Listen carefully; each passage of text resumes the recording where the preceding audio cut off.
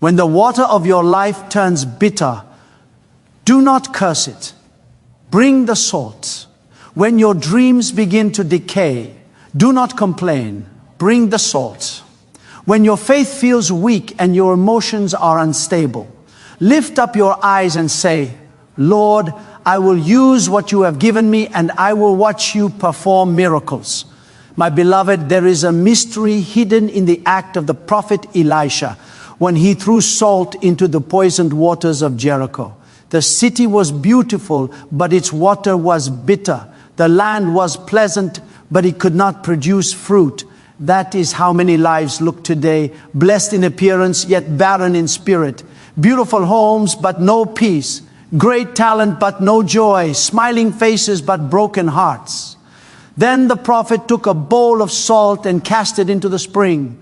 The water became pure and the land was healed. What does this mean for us today? Salt represents the inner life that has been surrendered to God.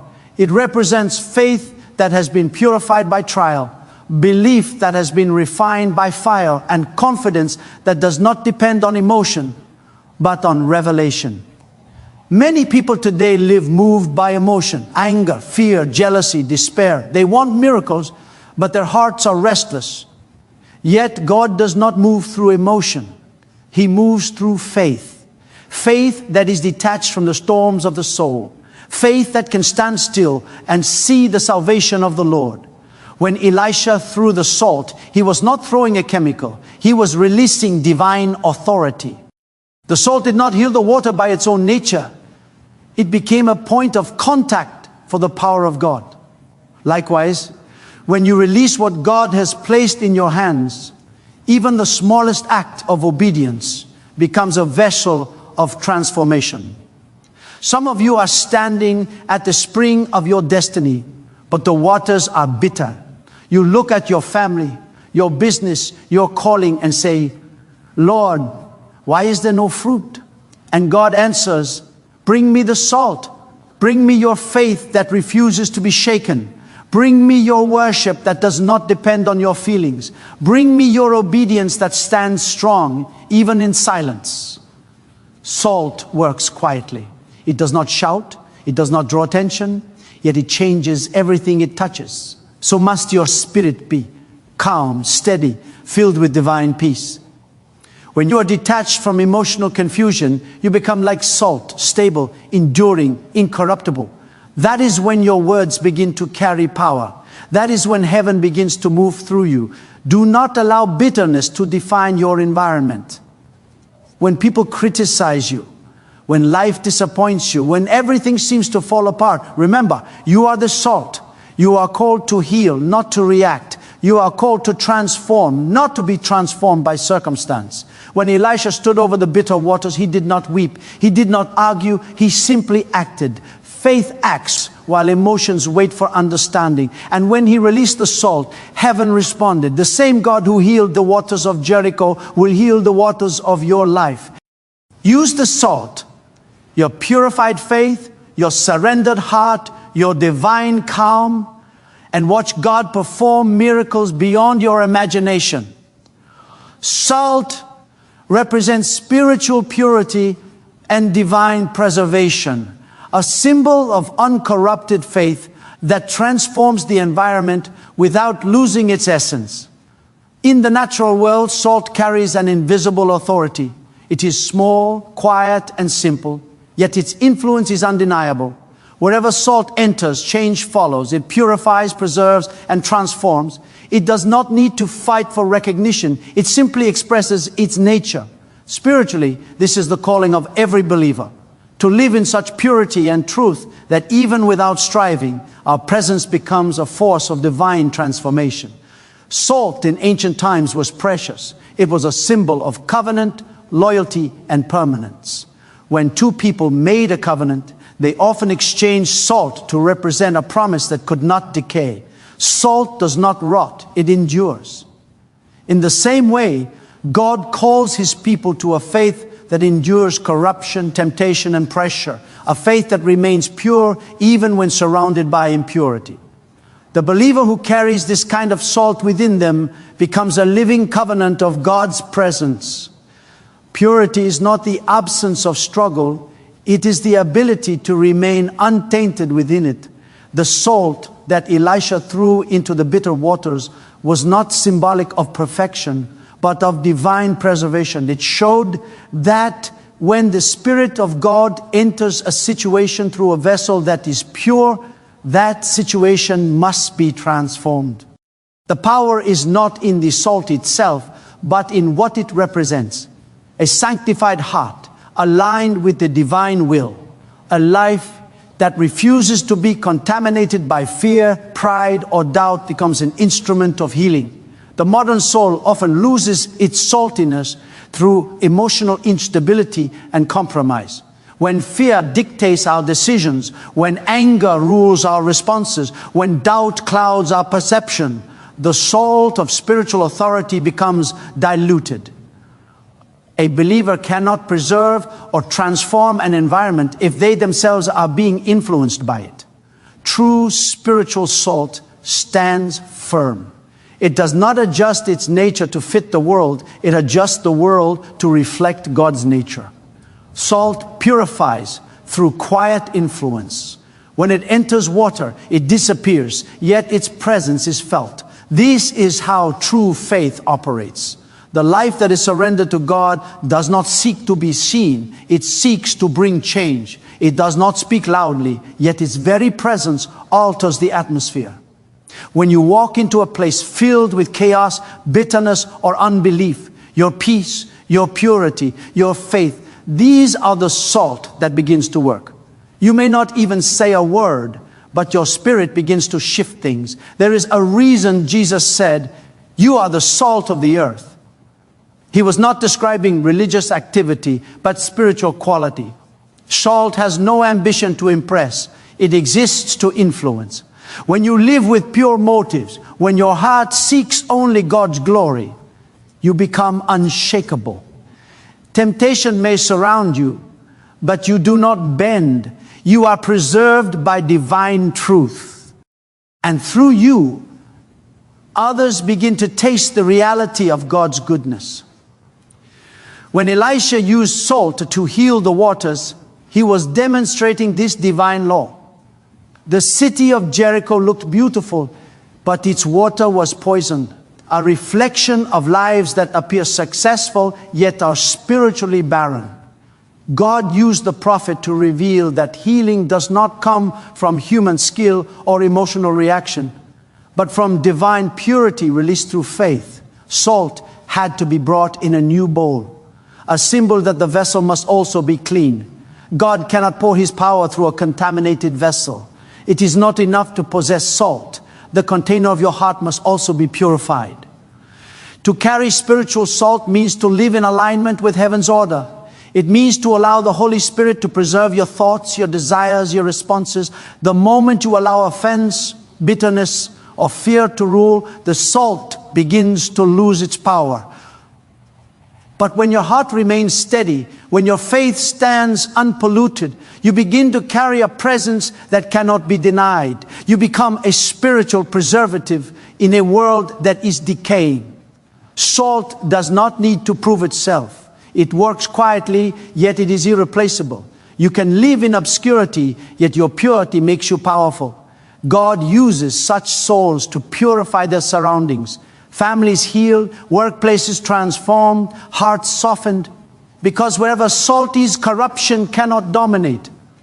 This is the essence of divine preservation, to remain uncorrupted while transforming everything around you. Salt teaches us that influence is not about noise, but about essence. It does not fight with its environment. It changes it from within. The pure believer, like salt, does not conform to darkness, but illuminates it with silent strength. This is spiritual purity. To live with such clarity of heart that your very presence becomes a testimony of God's sustaining power.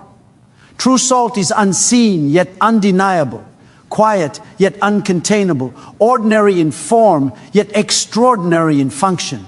It is faith that never loses its flavor, purity that never decays, and divine presence that never retreats, no matter how bitter the waters of life may become. Elisha's act of using salt reveals a prophetic principle. God uses what seems ordinary to release extraordinary miracles. In the realm of divine operation, God never begins with grandeur. He begins with simplicity. The infinite power of heaven often hides itself in what looks insignificant to human eyes. A handful of salt, a jar of oil, a shepherd's staff, a young boy's lunch. These are the instruments through which God unveils His glory. It is His way of reminding us that the miracle is never in the object, but in the obedience. Never in the tool, but in the faith behind it. When the people of Jericho came to Elisha, they presented a paradox. The city is pleasant, but the water is bad, and the ground is barren. In other words, it looked right, but did not produce right. This is how many lives appear. Beautiful in appearance, yet carrying an invisible contamination that hinders growth. The prophet did not pray for hours, nor did he command angels or thunder from heaven. He simply asked for a new bowl filled with salt. To the natural mind, this act was absurd. Salt cannot heal a spring, nor can it reverse poison. Yet in the spiritual realm, this act carried the prophetic signature of divine intervention. God delights in taking the common and turning it into a conduit of power, because it removes the glory from man and returns it to Him. The salt had no healing virtue in itself. It became a vessel of obedience. When Elisha threw it into the source of the water, it was a declaration that the answer to your problem is not in your strength, but in your surrender. It is not in what you have, but in how you use what you have when God commands. Many people wait for extraordinary circumstances before they act in faith. They look for signs, wonders, or confirmation from others. But God often hides miracles in the mundane. He asks you to use what you already possess. The widow had oil in her house, Moses had a rod in his hand, and David had a sling. Elisha had salt.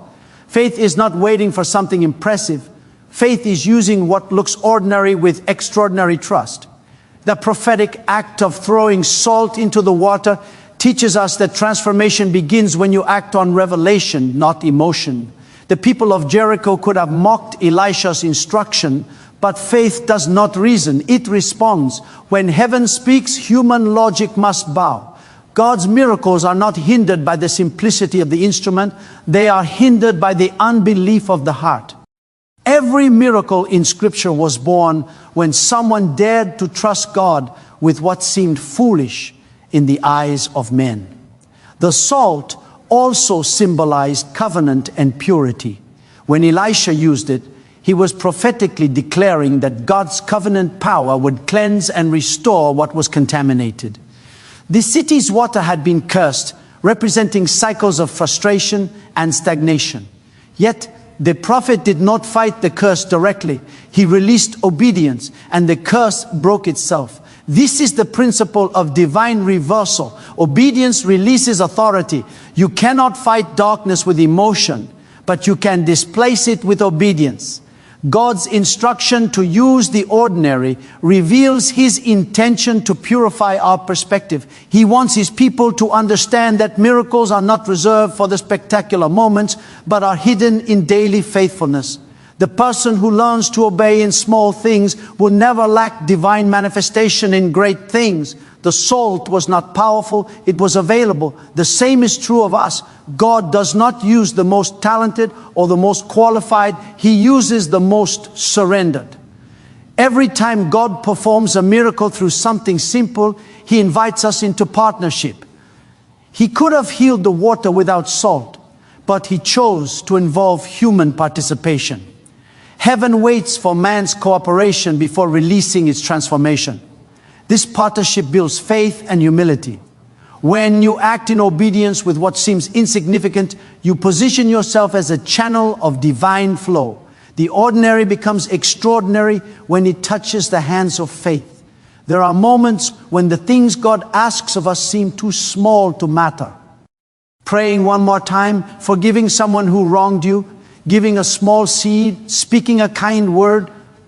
These acts may appear trivial, but in God's economy, they carry the power to open the heavens. The miracle of Elisha's salt reminds us that God moves not through the magnitude of our actions, but through the purity of our faith. The prophetic act of using salt also reveals a divine order. The physical becomes a gateway for the spiritual. Every prophetic gesture in Scripture, stretching a rod, breaking bread, washing in the Jordan, was a bridge between the seen and the unseen. God allows us to touch the natural so He can release the supernatural. When Elisha threw the salt, heaven touched earth. It was not the salt that healed the waters. It was the presence of God responding to prophetic obedience. This is the mystery of divine manifestation. The ordinary becomes sacred when surrendered to divine purpose. The salt was no longer just a mineral. It became a message. It declared that God can purify what seems beyond repair, that He can bring fruitfulness where there has been barrenness, and that He can use anything, anyone, at any moment to reveal His glory. Faith sees the extraordinary hidden inside the ordinary and dares to act before understanding. The lesson is eternal. Never despise the small instruction. The miracle you seek may be hidden in something simple, waiting for your obedience to awaken it. God uses the foolish things to confound the wise, the weak things to shame the strong, and the ordinary things to reveal His extraordinary power. Miracles manifest when faith is detached from emotional instability. Emotional detachment is not indifference, it is spiritual mastery. It is the quiet authority of a soul that has learned to trust God beyond feeling, beyond sight, beyond the turbulence of the heart.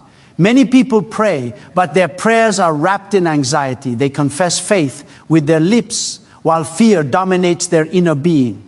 Such faith cannot hold the weight of miracles, for it is easily shaken by circumstances. True faith is born in surrender, when the heart no longer depends on emotional reassurance, but stands firm on divine truth. Elisha did not react to the bitterness of the water with panic or frustration. He responded with divine calmness. This is the posture of those who walk in the Spirit. They are moved by revelation, not by reaction. When you are emotionally bound to outcomes, your faith becomes conditional. It fluctuates with the results you see. But when you detach your emotions and anchor your confidence in the character of God, you create a spiritual environment where miracles become natural. Faith, detached from emotion, does not mean you stop feeling. It means you stop allowing feelings to lead. The emotions may cry, but your spirit remains steady. The mind may doubt, but your inner man holds firm. God performs miracles through those who refuse to be swayed by the noise within. Every storm tests your ability to remain still inside. The moment you learn to remain at peace while chaos surrounds you, you access a realm of authority where faith speaks and heaven responds. Many believers struggle not because God has not answered, but because they are emotionally entangled in fear and impatience. They want results, yet they have not mastered stillness. Faith is the language of rest, not struggle. The moment your heart finds rest in God's promise, His power begins to flow. The anxious soul blocks the river of miracles, but the peaceful heart opens it. Elisha's calm act of casting salt into the water was more than a gesture. It was a revelation of trust. He did not need to cry out or strive for a sign. His confidence in God's authority was enough to release the miracle. Emotional instability reveals a divided heart, one that believes and doubts at the same time. But divine faith is single-minded. It says, even if I feel nothing, I know God is faithful. Such detachment produces spiritual clarity. It silences the noise of fear and allows the whisper of the Spirit to guide your steps. When your emotions are crucified, your faith becomes pure. And pure faith carries creative power. Detachment is strength. It is the mark of those who have seen the faithfulness of God too many times to be moved by temporary delay. They do not depend on the comfort of emotion. They depend on the consistency of truth. Their peace becomes a platform for miracles because heaven responds to stillness, not panic. Faith without emotional turbulence becomes a vessel through which God's power flows freely, quietly, and irresistibly. Salt does not argue with its environment. It simply works silently, transforming bitterness into sweetness. It does not resist. It does not complain. It does not defend itself. It just performs its purpose. This is the quiet strength of true spirituality. In a world where noise often replaces depth, salt teaches the wisdom of silent influence. It enters what is bitter and leaves it sweet. It does not announce its arrival, yet its effect cannot be denied. This is how a believer rooted in divine peace operates. They do not fight the corruption around them with anger or fear. They bring transformation by their very presence. When Elisha threw the salt into the water, he did not argue with the problem. He acted in faith. The water did not need to be convinced. It needed to be touched by something pure. Likewise, when a heart is filled with the presence of God, it does not need to prove anything. The power of purity speaks louder than words. Salt represents that purity, steady, humble, yet unrelenting in effect. The believer who walks in this kind of inner calm carries an invisible authority. Their peace becomes a weapon. Their silence becomes a sermon. Arguing with your environment is a sign of inner unrest. It shows that your attention has shifted from purpose to reaction. Salt never reacts, it transforms. It does not take on the bitterness of its surroundings, it changes it. This is the secret of divine influence, to remain true to your essence in every condition. The salt does not lose its nature when it enters soup, soil, or sea. It stays salt. In the same way, those who are filled with the Spirit of God must learn to keep their identity pure amid corruption. You are not meant to mirror the darkness. You are meant to shift it toward light. There is a profound lesson here for every believer. True transformation happens in silence. The most powerful changes in nature, sunrise, growth, healing, occur quietly. God's greatest works often unfold without noise. When your spirit learns to rest in God's purpose, rather than react to circumstances, you become an instrument of divine transformation. You do not need to prove your worth or defend your calling. Your results will testify for you. Salt changes the flavor of its environment without losing its own. This is how spiritual maturity manifests. When you can remain consistent in peace while everything around you shifts, you can walk through conflict without losing compassion, face criticism without losing focus, and endure hardship without losing faith. That is the silent power of salt. It purifies without boasting. It influences without argument, and it brings life without needing validation. Those who learn this secret no longer seek to control their environment through emotion or debate. They understand that true authority flows from stability. When your heart is fixed on God, you can enter any situation, no matter how bitter, and know that your presence carries divine healing. Like salt, you don't need to shout to change things. You just need to stay pure, stay faithful, and let your essence do the work. To use salt like Elisha did means to release divine influence where corruption, decay, or stagnation has taken over. It is not merely about performing an act, but about embodying a spiritual posture. Salt symbolizes the presence of divine purity that restores what has been lost, revives what has been lifeless, and redeems what has been defiled. When Elisha threw the salt into the spring, he was declaring that no place is too polluted for God to restore, no life too broken for God to heal, and no situation too ruined for God to renew. Salt became the vessel through which heaven invaded a corrupted environment. Every believer is called to carry the same influence.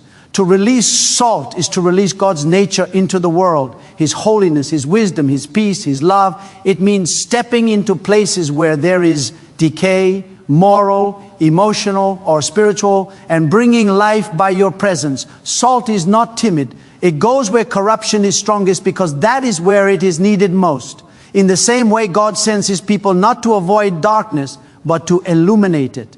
When you walk into situations filled with negativity, division, or despair, you are meant to bring the presence of healing and clarity, not to absorb the toxicity, but to neutralize it. Using salt like Elisha did also means understanding that transformation begins at the source. The prophet did not throw the salt randomly into the city or sprinkle it over the land. He went to the spring, the origin, and released the salt there. This reveals a divine principle. True change happens when you address the root, not just the surface. Many people attempt to change their external circumstances while ignoring the inner source of bitterness. But until the heart, the spring, is purified, the waters of life will continue to flow bitter. The salt of divine truth must be released at the center of the problem for genuine transformation to occur. When you release divine influence, you are not working in your strength, but becoming a vessel for God's strength. The salt was ordinary, but in the hands of a prophet, it became extraordinary. In the same way, when your life is surrendered to God, your words, actions, and prayers carry supernatural effect. You may seem ordinary to the world, but heaven recognizes you as a carrier of divine influence. When you speak peace where there is conflict, when you forgive where there is hate, when you serve where there is pride, you are using salt. You are doing what Elisha did, turning bitterness into healing. To use salt is to believe that the power within you is greater than the corruption around you. The presence of salt always overcomes decay. It never compromises with it. It transforms its surroundings by simply being true to its nature. The believer's responsibility is the same, to remain full of grace and truth in a world that has lost both. God does not need perfect conditions to perform miracles. He needs purified vessels who are willing to release divine influence exactly where corruption has taken root. Inner calmness invites divine authority. When your emotions are surrendered, your spirit gains power to command change. There is a quiet strength that flows from a heart at peace, a power that does not shout yet moves mountains. This calmness is not weakness, but mastery. The mastery of a soul that trusts the sovereignty of God even when everything visible seems uncertain. When the storm rages around you and you remain still within, you reflect the nature of God Himself, who rules creation not through panic, but through perfect rest. The authority of heaven flows through the one who is not moved by chaos, but centered in divine peace. Elisha's calm response to the crisis of the bitter waters reveals this principle. He did not allow the anxiety of the people to shape his reaction. Their desperation did not become his. Instead, he listened to divine instruction and acted with stillness. This is the posture that carries power. Stillness born from trust. God cannot flow through a heart filled with noise. The Spirit moves through peace. When your emotions are restless, your perception becomes clouded. But when your emotions are surrendered, revelation becomes clear. The voice of God is never heard in the storm of fear, but in the calm after surrender. Inner calmness is the sign of alignment. When your soul is anchored in God's word, you no longer need to control outcomes. You understand that divine order is already at work, even when you cannot see it. This surrender does not make you passive. It makes you powerful. It allows you to move with purpose instead of panic, with discernment instead of impulse.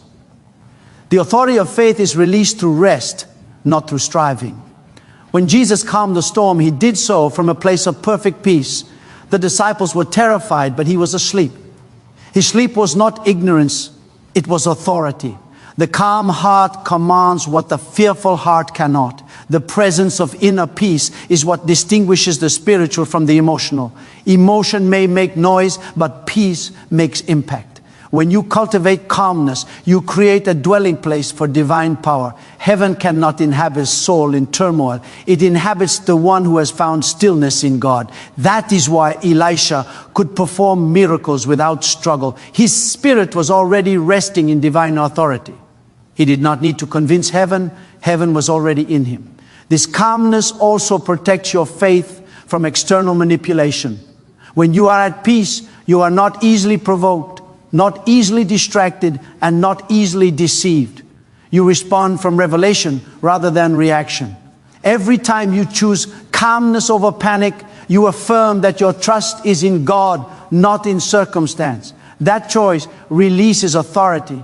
It allows your words to carry spiritual weight, your prayers to carry power, and your actions to carry the presence of God. Calmness is the throne of divine authority within the human heart. When you sit there, heaven moves through you effortlessly. True faith stands unshaken. It acts even when nothing seems possible, trusting that God will perform what only He can. Faith is not proven when everything is working. It is proven when nothing seems to work, and yet you stand. The strength of true faith is measured not by emotion, but by endurance. It is the calm conviction that even in silence, God is speaking. Even in delay, God is moving. Even in darkness, God is present. Such faith refuses to bow to visible circumstances because it sees beyond them. It looks through the lens of eternity and says, "It shall be as He has spoken." When Elisha threw salt into the bitter waters, there was no immediate thunder from heaven, no visible sign of power. He acted and then he trusted. That is the essence of true faith, to act without needing to see, to obey without requiring evidence. Many want miracles, but are unwilling to walk through moments of uncertainty. Yet faith thrives in uncertainty. It is in the unseen realm that faith grows roots. Every delay, every silence, every unanswered prayer becomes a training ground where trust is purified. Faith that has not been tested cannot carry the weight of divine miracles. True faith does not demand an explanation. It rests in revelation. It does not question how or when. It simply believes that God is faithful. The man or woman of faith walks through the storm not because they are fearless, but because they have decided that fear will not lead them. Faith makes decisions the mind cannot justify because it is aligned with a higher truth. When you live in that dimension, you no longer measure God's presence by your feelings or His power by your results. You measure by His word, and His word never fails. Faith is the posture of spiritual authority. It is not passive optimism, but active obedience. It acts on divine instruction and leaves the outcome to God. That is why Elisha could perform miracles with confidence. His faith was unshaken, rooted not in himself, but in the unchanging character of God. When your faith reaches that maturity, even when nothing moves, you remain unmoved. Even when everything falls apart, you remain intact. This kind of faith cannot be intimidated by time or challenged by circumstance, because it is anchored in eternal truth. There will always be moments when faith looks foolish to others. People may question why you continue to believe, why you continue to speak life over what looks dead. But faith sees resurrection where others see decay. It stands when reason collapses. It acts while others wait. And when the miracle finally manifests, faith does not boast, it worships. For true faith knows it was never about human strength, but divine faithfulness. It is that unshakable trust, that steady confidence, that silent endurance which invites God to do what only He can do, to turn impossibility into testimony and delay into divine fulfillment. And so, beloved, Let this truth settle deeply in your spirit. When your heart is pure like salt, when your faith is steady beyond emotion, and when your soul stands calm in trust, you become a vessel through which God performs His wonders. The same God who healed the waters of Jericho still heals today through those who dare to believe, who act in obedience, and who stand unshaken. Do not wait for the environment to change. Be the salt that changes it. Release what is in your hand. Trust what is in His. And watch the miraculous flow from heaven into the ordinary places of your life.